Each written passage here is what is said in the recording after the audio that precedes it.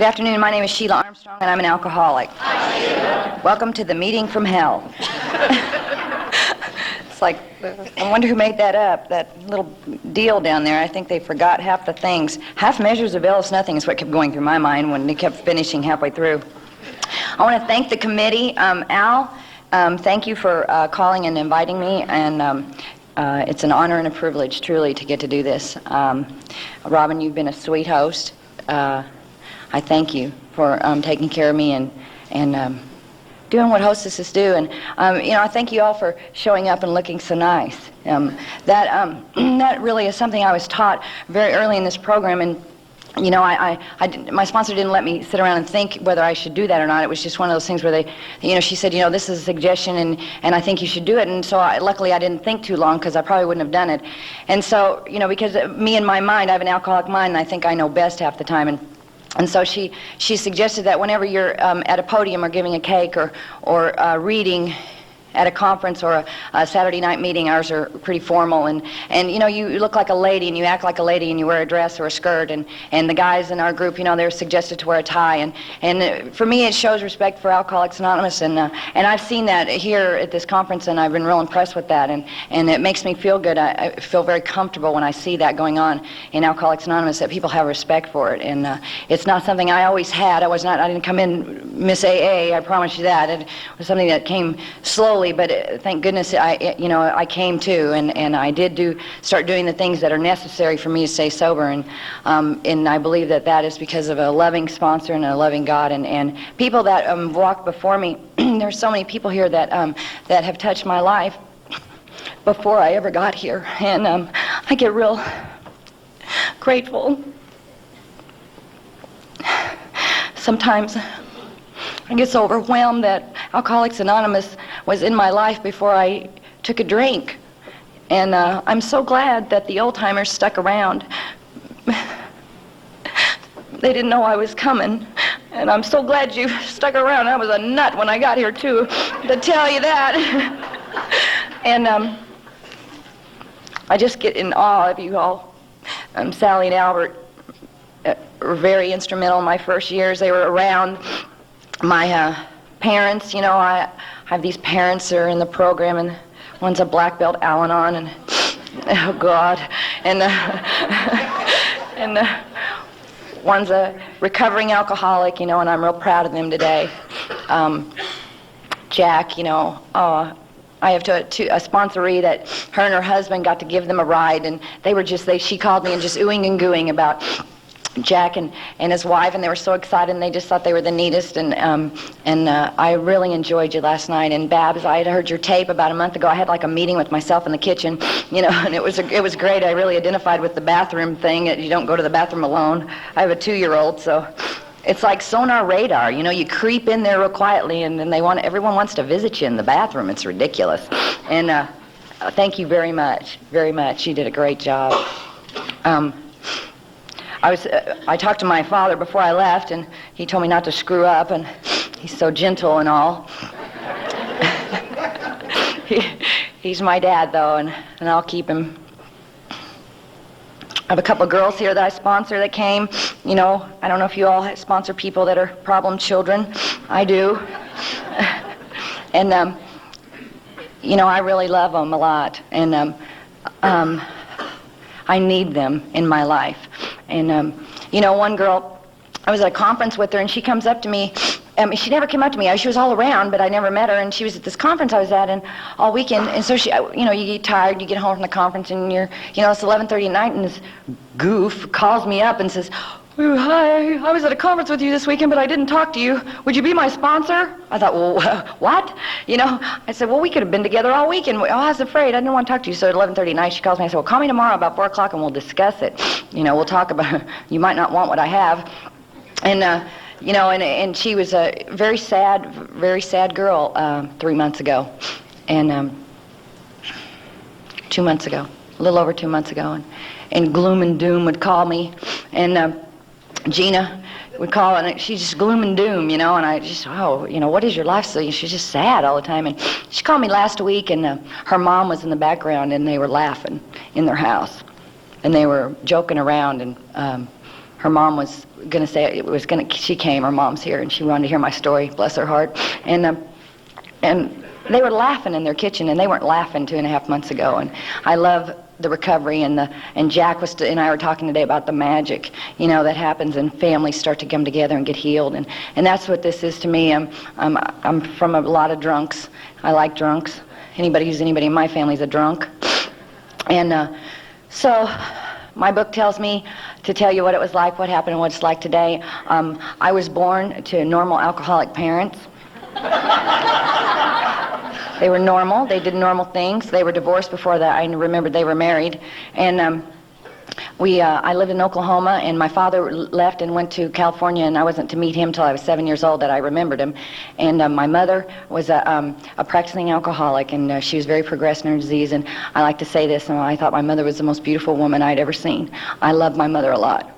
And she was a nurse, and she took care of people, and she did nice things for people. I mean, on Christmas we'd go to like retirement homes and stuff, and we'd visit her former patients, and she was a good lady, and unfortunately she had this disease, and she had it real bad.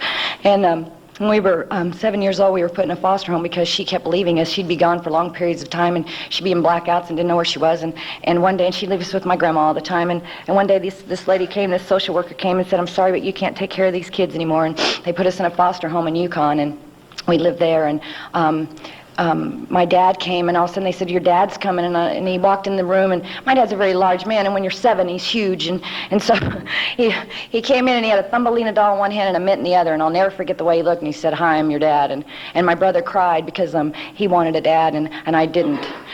We just clashed right from the beginning, and I tried to go with him, and I went with him, but my heart was kind of with my mom. I just wanted my mom, and that wasn't his fault, that was me. I just wanted to be with my mom, and I was not to see her again until I was 19 years old. And that was hard. And I always thought it my whole life, if only I'd lived with my mom, everything would be okay, and I wanted her to fill a void, and that's really putting a lot of responsibility on a person to do that. And so we went and lived with him, and he married a nice Mexican lady, and there was all kinds of people there. There was just, they had tons of relatives, and they picked us up at the airport, and there was just hundreds of them, and they were kissing and pinching and loving, and I thought, wow, this is cool. And, this is different. My brother, he just kind of started getting quiet, and he stopped talking a lot. He just didn't tell anybody what was going on, and we just lived with them, and unfortunately my father's disease was progressing, and she left one day. She left it in the night, and he told me that she had to go take care of her brother, and I was not to see her again until I was 18 years old. And we went to live with an aunt and uncle in Arizona, and they took care of us, and they loved us. It was my dad's brother and his wife, and they had 2 kids, and here we came, and we were nuts, and they did the very best they could. They really did. They loved us, and they took care of us, and they only had so much money, and they had problems and bills, and a neat thing happened. My father got sober in Alcoholics Anonymous at that time. I didn't know what Alcoholics Anonymous was. I didn't know that it would change my life. I had no idea. He was in a he came back. We came back to Los Angeles, and he and his sponsor had talked, and the only thing to do was to put us in another foster home. And I've heard my father tell his story, and that was a real painful thing for him to have to do, and it was just something that was the only solution that he and his sponsor could come up with. And and we went to live in this foster home, and I remember when my dad was driving away, and I just stood on the porch because I wanted to make sure I got a good look at him, because I didn't know if I'd get to see him again. And I just couldn't believe. I just thought, where is everybody gone? And that's what was going on inside of me, and I didn't, it's just the disease of alcoholism I know today. I know my mom did the very best she could. I don't have a problem with that in the world. I know that she had a sad life. She was an alcoholic. She didn't want her life. She didn't want to give her kids up. She didn't want to do any of those things. This disease is a horrible disease, and it hurts people, and it hurts kids, and hurts families. My dad left, and the foster home we were in was a black foster home, and so he left us, and I was afraid, and my brother and I just didn't like foster homes. It was not my kind of thing, and so we were standing there, and we were all going to have lunch, and my foster brother came up to his mother and her son and said, "I don't want a white boy sleeping in my room." And I thought, well, this ought to be fun, He got in trouble for saying that, and and so so we started to, this lady was a good lady, and her husband was a good man, and I'm still in contact with those people today, and I send her a Mother's Day card, and I send her a birthday card, and I talk to her about every 2 months. I call her on the phone. She lives in North Carolina, and I haven't seen her in 10 years, and but she's a neat lady, and right now her son's in rehab. He's in a rehab out of prison, and my other foster brother, her other one, who's a little Indian, he's a Sioux Indian, he's in prison as well for drug and alcohol-related charges. And then there's me, I'm a recovering alcoholic. And then there's my brother, and my brother came to the program for 1 year. He was a member of the Pacific Group. He was sober for 1 year, and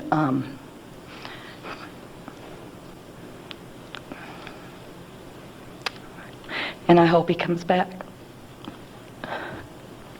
because I love him a whole lot. And we talked on the phone one day not too long ago, and he was having a moment, I guess, where he would talk, and he said, "Sheila, I know I'm an alcoholic. I just can't stop drinking." And I said, "I know, I understand." And I said, "Well, maybe someday you will. And maybe if you say a prayer once in a while, Jim, maybe God will get you to where you need to be." And he said, "Yeah, maybe." He said, I just don't think I can do it. I don't think I can get sober." And I said, "I understand." I said, "But, your case isn't different, and maybe if you call your old sponsor, Julian, maybe you could talk to him once in a while. Because I know I can't say anything to him because I'm too close. So I got to let it go, and it's real hard." And Al-Anon taught me that. I'm so glad. And he's a good guy, and he's a good kid. And so we lived in this foster home, and more kids came, and it looked like the Junior United Nations. She had kids of every color there, and she didn't care. We all called her Mom, and we go through the store like at Kmart, and we go, Mom, can I, kids are begging all the time, "Can I have this and that?" And, and here are all these kids, and, people started looking at her real strange. She's been real busy, She had blue eyes, and she's got little Indian boys and girls, and we had Hilda. Hilda was there. She was a Mexican girl, beautiful girl, and it was a good home, and there was a lot of love, and my father got sober in Alcoholics Anonymous, and he would come every weekend, and that was because he had a sponsor that was a loving sponsor who gave him direction. This is what the principles of this program, I believe, taught him. And he would come to the foster home, and those other kids, their dads and moms a lot of them didn't come to the foster home, and they started looking forward to my dad coming to the foster home, and it made me kind of proud of him.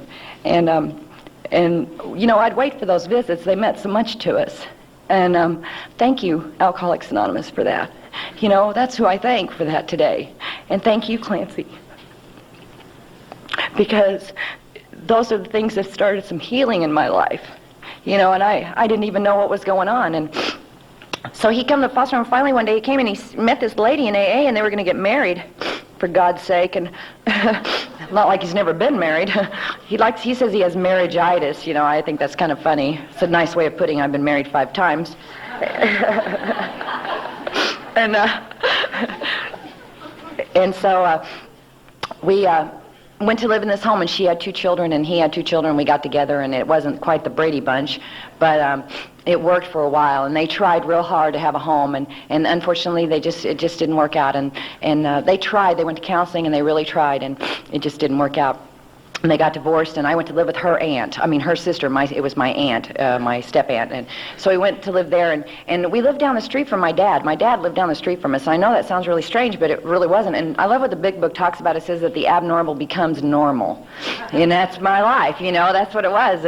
And so we were driving home one day, and I waved, and my girlfriend said, "Who's that?" And I go, "That's my dad." And they go, "Your dad lives down the street from you?" And I go, "Yeah, didn't yours?" And it's like they say, "No, my parents have been married 20 years. I go, "To the same person? How wild." It's just I don't understand that kind of stuff. And so I just look at it a different way. And so we lived with her, and the prom came up, and my brother and I were getting along. We were doing we had some normal times in school. My father used to trade plumbing work. He would do plumbing work for the school so we could go to Catholic school. But my perception was that he didn't love me. That's how sick I was. That's how screwed up my perception was. And so we went to Catholic school and had some normal stuff go on. I was a cheerleader of all things, and I hung out and smoked cigarettes with all the bad kids on the football field in my cheerleading uniform. That's where I was going. And it was a good home. And so prom time came, and this guy came up to me and he said, "You don't have a date for the prom, and I don't have a date. You want to go to the prom?" Well, how romantic. Yeah, thanks.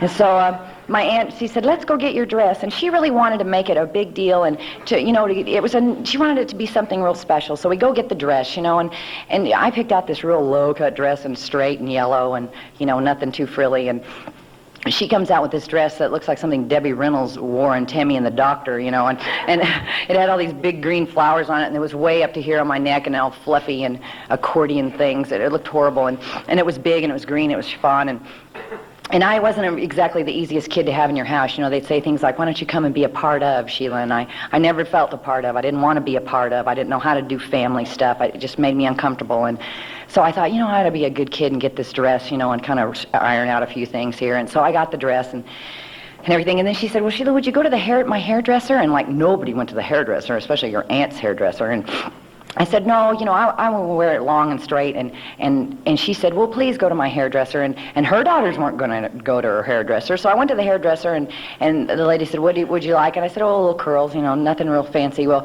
and I came out of that hair, and my hair was this big, And my aunt comes running in, and she goes, oh, Sheila, it looks so beautiful. Oh, and she had this baby's breath, green and yellow baby's breath, and they stuck it in my hair, so I've got this big hair, and me and my hair walk to the car, and I get in the car, and it's just a mess, and I look like a bush, and so I put it in with the green dress, And so, and the thing is, this guy that I went to the prom with, he comes in the house, and my dad's there, and I love my dad. It was like, love me, love me, love me, and I did everything I could to push him away, and I would push buttons, it was always friction, and so, what happened was, he came down to see me and get the pictures of the prom and everything, and the guy that I went to the prom with, I forgot to tell you, 3 days before the prom, he bit the head off a live frog for a bet.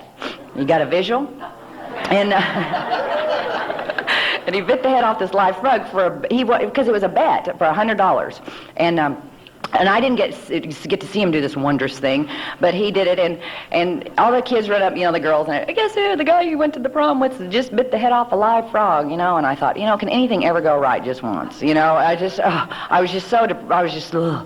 And so he comes in, and he's, I don't know, he got his tuxedo at a funeral parlor. He just didn't look right. He had a weird car, and it just wasn't right. Nothing ever seemed enough. It never was enough, and nothing ever seemed enough for me in my life. And so my dad was there, and I wanted it all to look good and everything, and my little cousin runs in and goes, is that the guy that bit the head off a live frog? And my dad goes, oh my God, and and he went into this look, and so I said, well, let's get out of here. So we whisk off to the prom, and he says, would you like a drink of this? And he had some champagne, and I said, I would, because I was real afraid of alcoholism. I knew what alcoholism, up here, self-knowledge. I had self-knowledge. I had knowledge of alcoholism. I knew what it was doing to my mother at that time, and I knew what it did to my dad.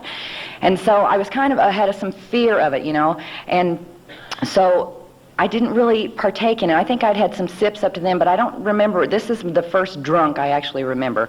And we went to the prom, and I kept drinking out of this little thing, and we went, and the nuns were all there, and they smelled our breasts and everything. We all had mints, and, then we, and they had to look and make sure you're wearing appropriate clothes, and they were really nice, though. I have good memories of Catholic school, and so we went off and to the parties afterwards, and I kept drinking everything, and they kept mixing drinks in this little champagne glass. Surely that won't get me drunk, it's kind of like the scotch and the milk, if I put milk in my scotch, I won't get drunk. And I kept thinking, if I drink in this little glass, I won't get drunk. Well, I had 150 of those puppies, yanking them down there.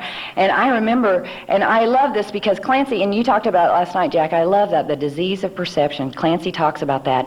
And what happened to me is the most wonderful thing that ever came over me. It's like my hair got straight. Those green flowers flew off my dress, and frog lips started looking really good. How you girls are, I see the lady, I had a few of those. And, he just became the prince, he was wonderful, and it was all wonderful, and that pain was gone, and I didn't feel so bad in my gut anymore, and I didn't care how I had to look just a certain way. I was okay. I was just okay. And I continued to drink that night, and I blacked out, and I don't know if that's alcoholic or not or what. I try not to even think about it anymore. I used to think, well, that's when I was alcoholic.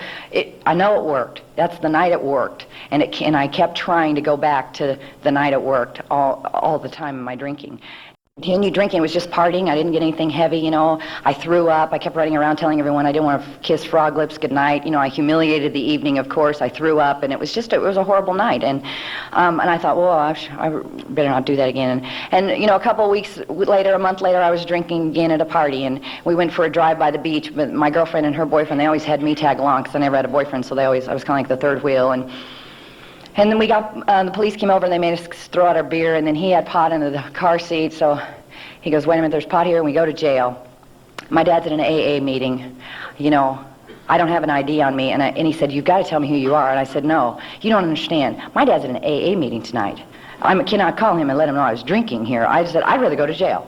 And he said, you're serious? And I said, I am serious. I was so afraid of my father. I was afraid of what would happen. And he did not find out. One of the girls there, her sister came, and she was of age, and he let us all go home with her. And where we went, we didn't go home. We got into a bar, and we drank. And that's where I went. You know, it was like, God, get me out of this one. I'll be a good girl, yeah, until I get to and I wanted to go drink. It was just, to me, that sounds like a good alcoholic. You know, what else do? You just go have a drink to get rid of this fear and the pain. And it was wonderful, and the excitement of it. I loved bars. I got out of high school. I graduated high school. I went on to, I started waitressing. I loved waitressing. I liked going fast. I think going fast is the coolest thing. I just go fast. I still talk fast. I just want to go fast all the time. And then I was waitressing, and I was in charge, and it was, you went fast, and then we'd party, and I got real drunk one night, and I came in at a 6 o'clock a.m. shift in the coffee shop, and this girl, she said, what's wrong with you? And I said, I'm really hungover. She said, here, take one of these. You'll be zipping around in no time. I took one of those, and I zipped around for 2 days. You know? And I loved it, except the grinding of your teeth wasn't real fun. But you know, and the thing is drugs are a part of my story, but I believe I'm just an alcoholic because all drugs did was they enabled me to drink.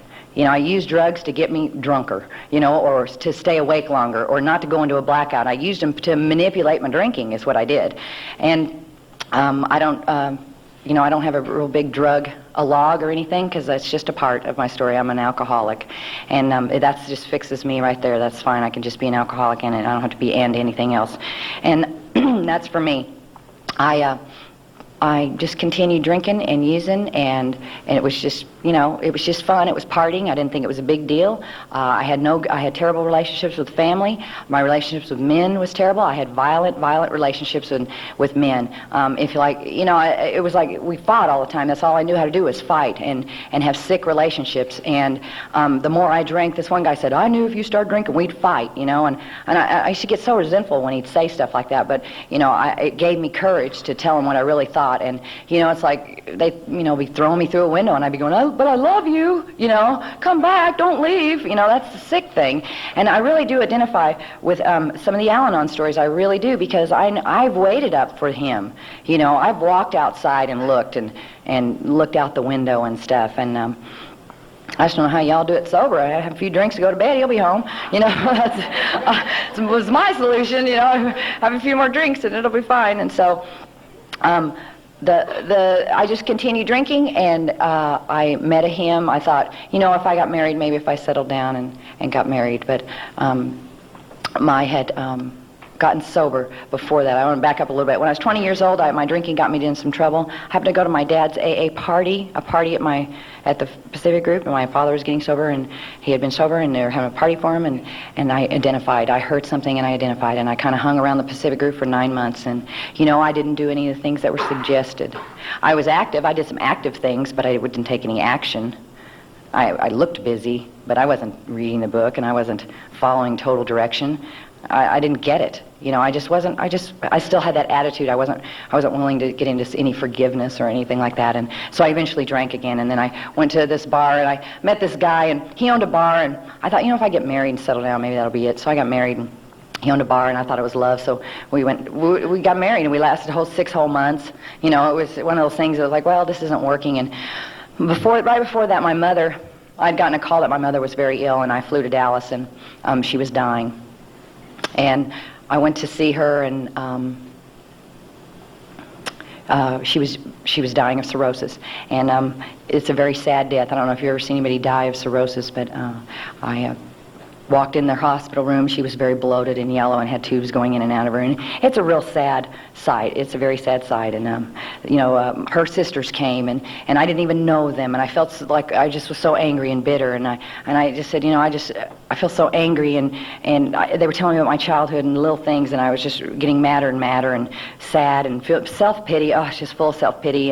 We went outside, and we were waiting in the waiting area, and the doctors were examining her, and they said, well, come on in, and you need to, come in here. And they were kind of urgent. We went in, and she had been in a coma the whole night that I'd been there. And I just read to her, because they told me just read. They can hear you sometimes. And I just let her know I was there.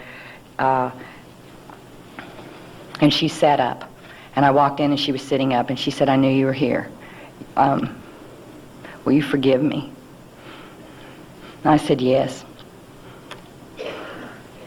And I learned about forgiveness in this program. It's where you taught me forgiveness. I'm so glad I told her I forgive her. I mean, she was dying, and she knew she was dying. And, she started getting a little bit better, and we had like 3 really great days together. And I believe that was a gift from God to me. And so we were together, and the doctor said, she could get better a little bit, but she'll never get really good. And, you're just going to have to take it a day at a time. And I said, okay. And I stayed there as long as I could, and then I had to go back and get my house in order, my bills and everything in order. And I told her I'd come back in another couple of weeks, and she died on Good Friday. And I called my dad, and we did not have a real good relationship at that time, but I said, I really need you. And he said, okay. And he put all the personality aside, and that was the principle, and I just love him for that. And he went back to Oklahoma with me, and my brother came. We buried her in Oklahoma, and, it was the first time I ever remember all of us being together. And I think she would have liked that. And we buried her, and I remember just feeling so empty inside. And 2 weeks later, I got divorced from that man. I left him, and that didn't work out. And I just felt so alone. And I started drinking daily, because I started cocktail waitressing, and it was, 1 for you and 2 for me. That's how it went. And that seemed to work real well. And I loved cocktail waitressing. I like the sleaziness of bars. I love all that stuff. Somebody said I heard somebody at a meeting, well, I didn't really like the taste, but I liked the effect. And I liked the whole thing. I just did. And I liked everything, the short skirts and the crazy men and the foo-foo and the whole bit. And so that was my, and it was just, I started out in really nice places, and before I came to Alcoholics Anonymous, I was working at a bowling alley bar, and it was in Oceanside, California, and Marines came in and like ate glass and stuff. It was really a great place. And got a lot of tips there. And so I met another him, another sick him and another sick deal, and I became pregnant, and he didn't want to be. And so I said, well, I'm having this baby, and I did. And he left in my 8th month, and one more time I'm feeling alone, and I'm wondering what's wrong with me, and why can't I ever work anything out? Why can't I get it together? And I just didn't know what was going on, and it was the disease of alcoholism. So one of the neat things was that happened at that time is that I did attend a few Al-Anon meetings because of he was drinking, and so it kind of calmed me down. And unfortunately, I had to get honest in this program, and I did drink and use drugs during my pregnancy, and that's not something I'm real proud of. That's just part of my story. And somebody told me that. I heard that in a meeting one time, and a girl told me that. We sat and talked, and I felt so bad inside. And she said, Sheila, we're not good. Bad people getting good, we're sick people getting well, and that made me feel better. And some things it's real hard for me to forgive myself, and that's probably one of them, because I really love that baby boy. And I had this child, and my father had moved to Oklahoma, and I was in California, and I remember an AA member called me in the hospital, and my dad had called him to see, would you please give my daughter a ride home, because he wasn't sure if I had a ride home from the hospital. And I thought that was really neat that he had done that, and I did have a ride, but, that's where we were in our life. He didn't even know if I had a ride home from the hospital. That's where I had gone down to. And that's a real sad place that you take yourself. I've took myself these places. Nobody's fault but mine. And that's the things I had to realize when I got to this program. I had that baby, and he was a little boy, and I thought he was the most beautiful baby in the whole world, and I just loved him so much. And I was going to be a good mom, and I wasn't going to be like you all, blaming and blaming. I wasn't going to be like them. I was going to do it different. I was going to stop drinking, and that baby fixed me for about 2 weeks, and that's as long as I could stand it, and I started drinking and using again, and I started doing the same thing over and over, and I met another him. He's a Marine. I moved down to Oceanside. I thought, well, they take care of the United States. They can at least take care of me, and that didn't work out. He didn't. He left me for a whack or something. I don't remember what she was. Some Yankee. And so anyway, so he left, and I was alone, and I started living with this girl, and I was drinking and using all day and night. I used to come in right before 6 o'clock in the morning, before he woke up from partying all night after I worked in the evening, and she met me at the door, and she said, look, if it weren't for this baby, you wouldn't be here. She said, you need to call somebody, get some help, because she said, I can't do this anymore. She said, you're really messed up. And I was really messed up. She saw it. She says, I'm not sure what's going on, but you need to call your parents or somebody. She said, you need some help. So I called. I made a desperation call, and my dad's wife, Vinoy, at that time, it is still his wife. I mean, they're still together. Ooh, I better say that. And they're getting in trouble. And she answered the phone, and he was doing a fifth step, and they said, we'll call you right back. And I just said, I just want to let you know that I've done the best I can. I can't live this way anymore. I'm going to put Brad in a foster home and walk the streets. You know, and I was about to do the exact same thing that was done to me. And I always vowed I would never do that. It'll never happen to me. I'll never be like this. And it was the sickest thing. And one more time, I was blaming, and they kept saying, and she said, well, honey, let us call you back. And they did. And my dad finally got in touch with me, and he said, Sheila, I can give you a one-way ticket to Oklahoma, and that's it. You know, I'll give you a one-way ticket to Oklahoma. Maybe you can come here and get your life together. And you know, as sick as I was, I even had to think about that, you know, and the book talks about, you know, accepting spiritual help or dying an alcoholic death. It's like, I wonder which one I should do, you know. It's just sick. I was so sick. I mean, gosh, I had nothing. I had lost everything. So I had a couple of boxes with twine around it and a suitcase and a baby, and that's all I had for 28 years of living, you know. That's all I had. And so I went to Oklahoma, Norman, Oklahoma, and I thought, you know, nothing will happen here. I'll probably marry some old boy and we'll raise chickens or something, you know. I mean, I was coming from the sunny beaches of California. Nobody drinks in Oklahoma, you know. I'll still get away from all the fast life at the beach, and that's what it is. And I had, you know, but the thing is, I was listening to Norm Alpe, and he said, you know, every time I went somewhere, I was the first one to get there. I just thought that was great, you know. I was the first one to get there, and I didn't change me, you know. I just took me with me and all my sickness with me, and it didn't get any better. And so one of the things I knew you had to do when you stayed at my parents' house, I don't know how you all, if you agree with this or whatever, but you had to go to something. And, you know, you had to go to a meeting. They wanted me to go to a meeting or something. I go, meeting? Yeah, I didn't have a problem. And so they said, well, you know, you got to go to something. So I went to Al-Anon. And like I said, you know, I did identify with some of it. I definitely did. And Al-Anon has been a part of my recovery, no doubt. At that time, I just kept thinking, I wish they'd just take a Valium and go to bed, you know. I would worry about them, you know. If they just have a drink, everything would be fine. And so that wasn't, I'm glad nobody asked me for my help, you know. Oh, what great experience I had. And so what I did was I just faked it, you know. I just pretended, and I could not. And I remember Al-Anon, my Al-Anon sponsor. I got a sponsor to make me look real good, and so I got this sponsor, and she said, well, you know, you want to go have a drink? We can drink. We're Al-Anons. I'm like, you bet, baby. Let's go. And, well, of course, you know, I got drunk and went into a blackout, and I started doing all these crazy things. Well, she's flipping out. She thought I was an Al-Anon, and here she's got her sponsor's stepdaughter with her drunk, and she didn't know what to do, and she started feeling guilty, and she wasn't supposed to be at a bar anyway, and and so she was in trouble.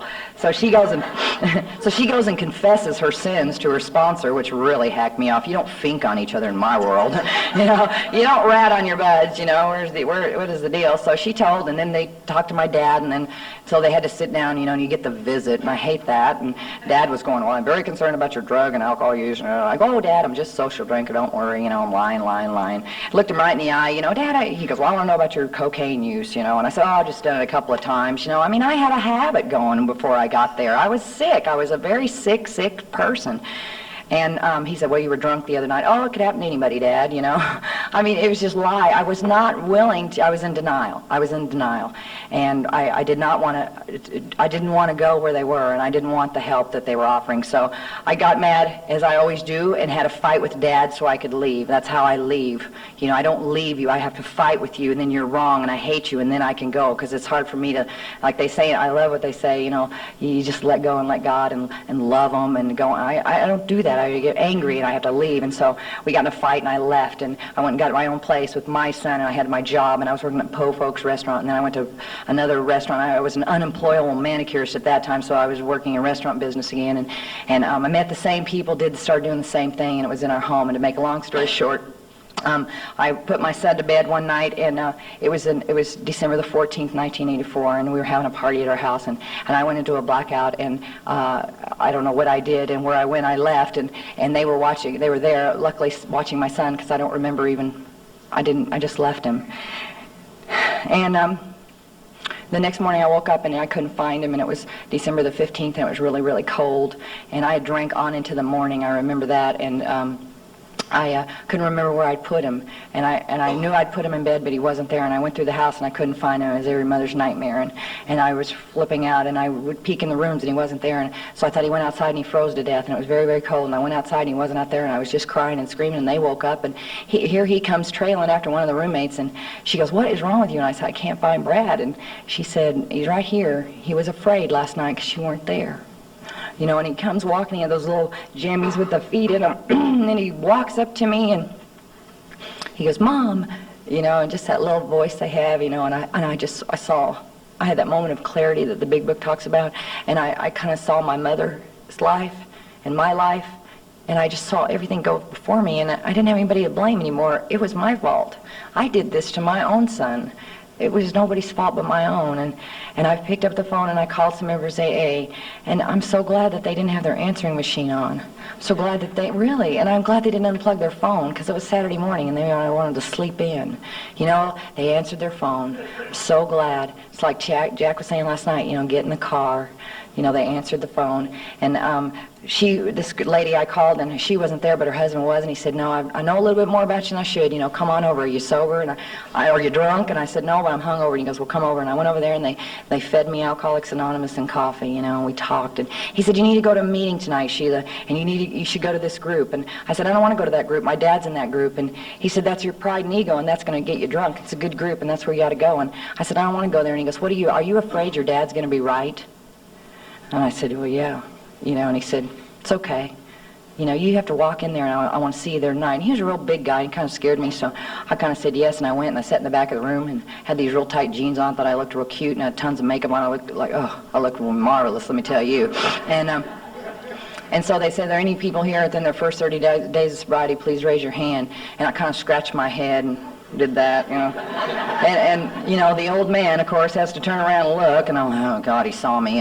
And he got called on for participation, and he said that my daughter raised her hand back there, and if she has a problem, I'm glad she's here. And he said of all the Christmas presents in the world that he could have, that would probably be his best. And right then, I believe, is when this program started to soften my heart. My heart was so cold, and I was so bitter when I got here. I was so angry. And I felt something for just a moment, and then I had to get back tough again, but just a moment. And I started going to meetings, and I got this temporary sponsor, and she fired me, and I got arrested on the same day.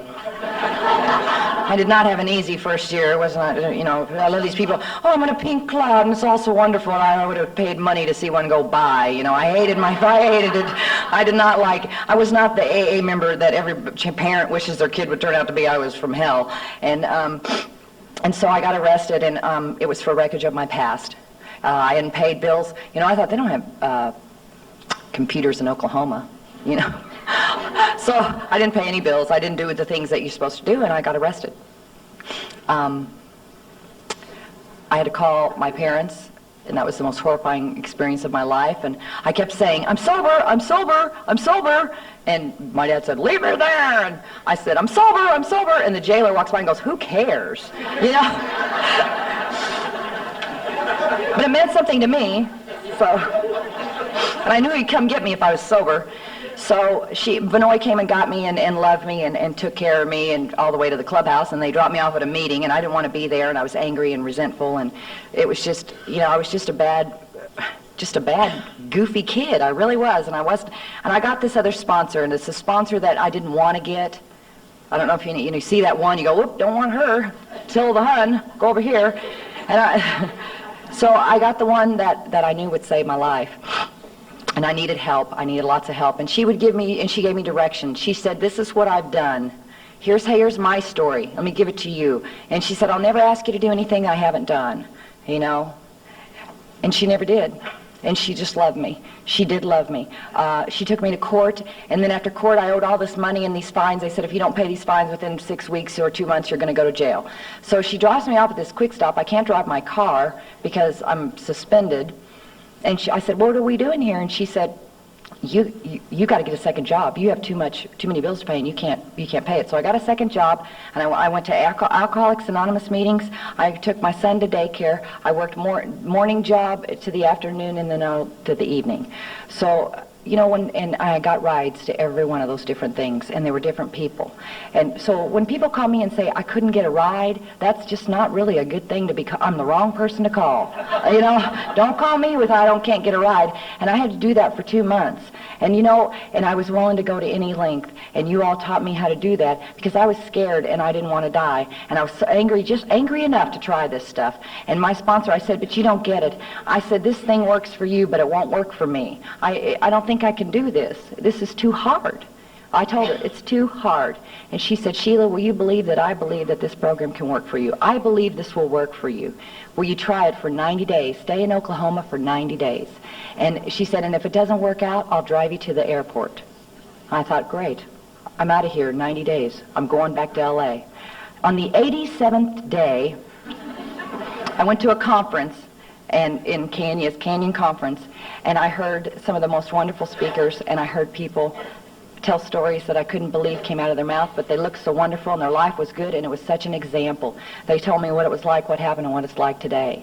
And I was sitting there, and I believe I had what they call, the book talks about a spiritual experience, and all of a sudden I started to feel, I felt that God wanted me sober and in AA, and I felt like it was going to be all right.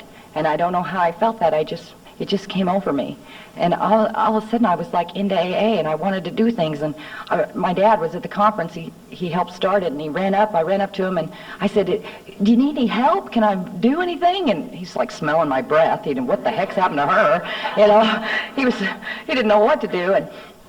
And I just had a spiritual experience. And it was what the book says. It talks about a psychic personality change. And that's what happened to me, and Jack talked about that last night. Nothing will change until you change, and this program for me has been about change. I couldn't come in here and keep doing the same things anymore that I was doing out there. It just didn't work anymore.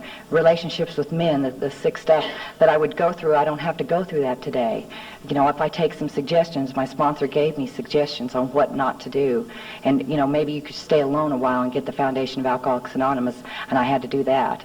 You know, and these are things that I didn't really want to do. I remember Albert, you know, I was telling him, I don't want to do this. I hate this.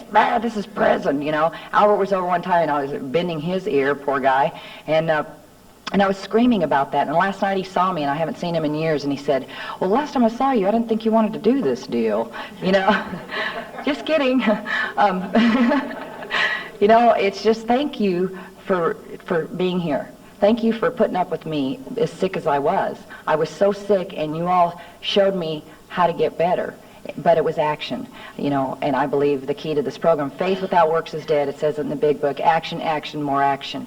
You know, I have to remember that. For me, I cannot meditate my way into good living. You know, it's not for me. Maybe it works for you all. That's great.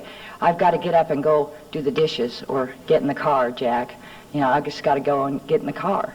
You know, sometimes I just go and get in the car. I just was crazy, but I would do it. And the car went to the meeting.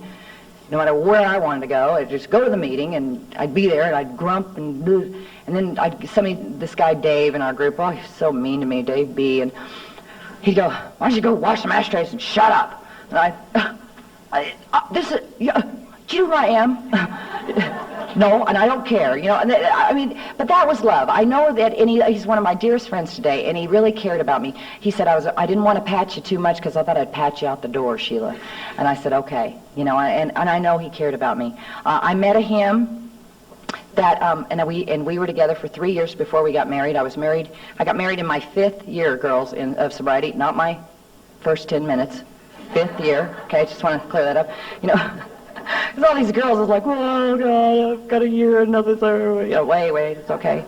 one girl said, Sheila, I don't want what you have in that area 5 years. I don't want to wait 5 years. I said, okay, fine.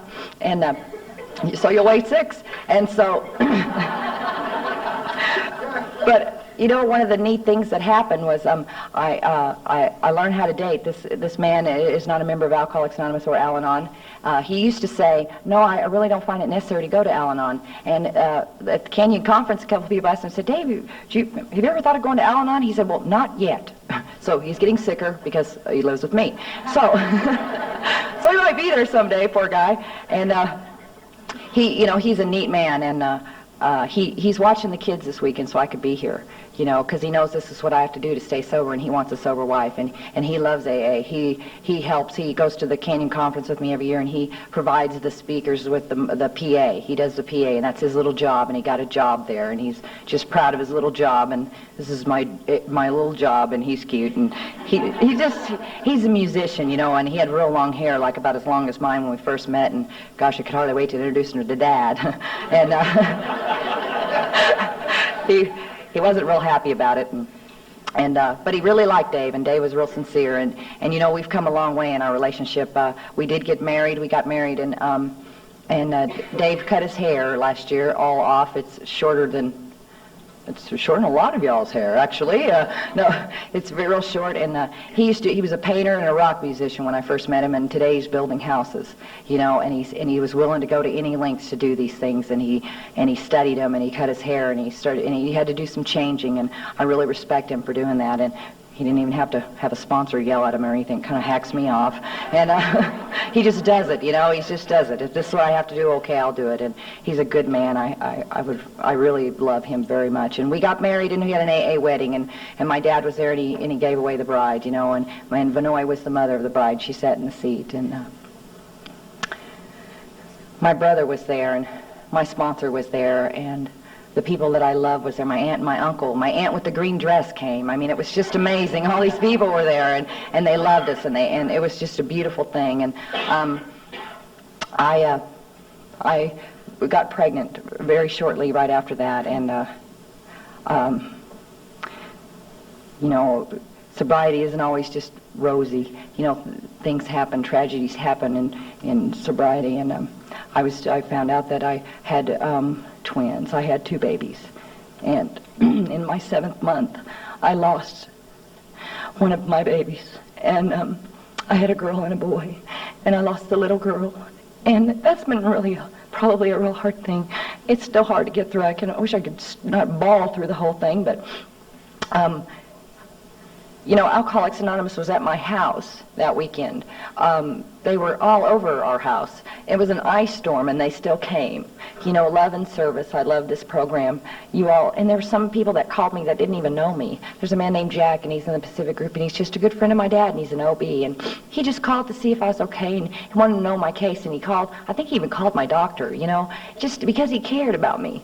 You know, just because I just have never felt that kind of love before, and y'all took care of my dad and my mom out there too, you know.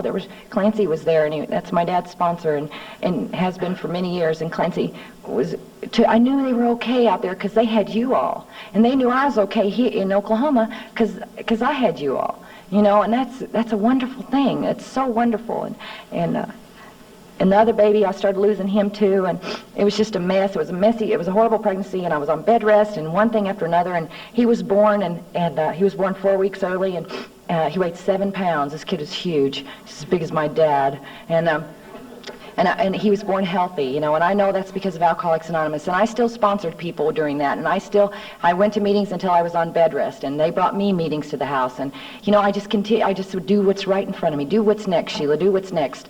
You know, that's what my sponsor would tell me, and so we had this healthy baby boy, and his name's Daniel, and he looks like my dad. He's just Jim Shaw Jr. It's so funny how God has 6th sense humor, and so he yells and no, and he's just like Dad. I mean, he is so, it's like, oh, have mercy. The first one's more like me, but the second one's like my dad. And my dad, of course, thinks he's great, and he's huge. We call him Tank.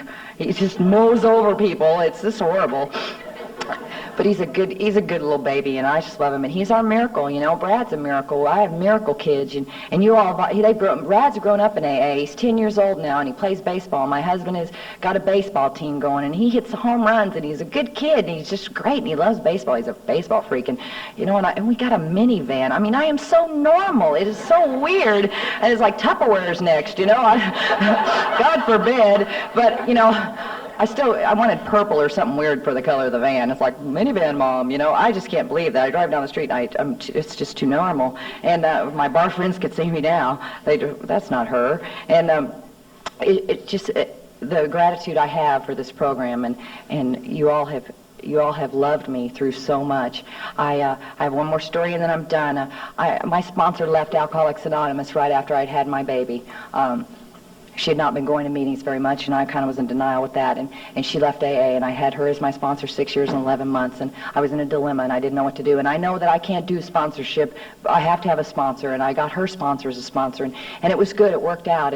She was a good lady, and she, you know, it's just I need more direction than she was willing to give. And I prayed and prayed about this because there really wasn't that many people that were as active as I was, and I'm not bragging or anything, that had more time than me. They're just, I don't know where they went. It's very scary to me in Alcoholics Anonymous when I see that. And I prayed about it, and I prayed about it, and this year at Canyon Conference, my special conference, one more time, this lady spoke, and I had chills go over me. And I just was so drawn to this woman, and she was just I just thought she was the most wonderful woman. I hadn't felt like that towards anybody in so long. And I asked her, I said, could I talk to you for 5 minutes? And she said yes, and I did, and I talked to her, and I just said, she just gave me some direction right away. It was so wonderful. I need direction. I'm not good on my own. I can't do AA my way. I'm not good that way. I felt very comfortable all of a sudden, and so I prayed about it, and a month later I called her, and I had to take right actions towards my sponsor that I had, and I did, and I let go of my sponsor, and I asked Peggy if she would be my sponsor. And I was in such a desert when I got her as my sponsor. I was just in a desert, and I believe that my God is so good that I believe God will send you what you need if you're willing to take some action. He'll do for me what I can't do for myself, and it was like, there she was. And Peggy's been my sponsor for 2 months now, and I have just been thrilled to death. She is a good lady. I respect her, and I make notes when we're on the phone, you know, because she gives direction now, honey. I mean, you know, and I've been trying to really, you know, suck up to her husband since he's been here, you know, because he's a really nice guy, but I should be real nice. I got her a present and stuff, so anyway, so I'm learning how to do all that stuff again, and it's good. Suck up to your sponsor, you know, it'll help. And I've been trying to teach my girls to do the same thing. It's just I can't get that coffee out of them yet, but maybe they'll give it to me someday. But one of the things that I will close with is this. You know, my mother never had grandchildren when she was on earth. She had a horrible alcoholic life, and I believe today that my mother and my baby are in heaven. I believe my mother is rocking my baby. I believe she's taking care of her, and I believe God's taking care of them both. Thank you for having me.